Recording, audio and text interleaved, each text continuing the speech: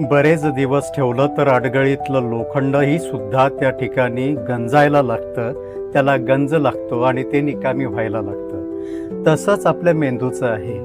जेवढे आपण भूतकाळामध्ये रमत जाऊ, जेवढे आपण भूतकाळातल्या घटनांनी व्यथित होत जाऊ आणि निरंतर एकांतात बसल्यानंतर त्याच वेदनादायी भूतकाळातल्या घटना जर आपण चोथा करून टाकत असू, नेहमी चघळत बसत असू, तर आपला वर्तमान मात्र खराब होत जातो आणि जो वर्तमानातला क्षण आहे तो आपल्याला व्यवस्थित जगता येत नाही आणि नवनिर्माण शक्ती आपल्यामध्ये कदापिही त्या ठिकाणी निर्माण होत नाही आणि असंच क्षणाक्षणानं जीवन या ठिकाणी व्यतीत होतं आणि जीवनात बाकी काहीच उरत नाही. चैतन्य हरवून जातं त्या भूतकाळामध्ये आणि त्या भूतकाळातल्या वेदनांमध्ये.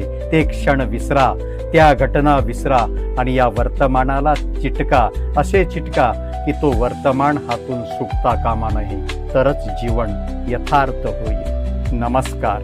या चॅनलला नक्की सबस्क्राईब करा. भेटूया पुढच्या भागात. तोपर्यंत नमस्कार.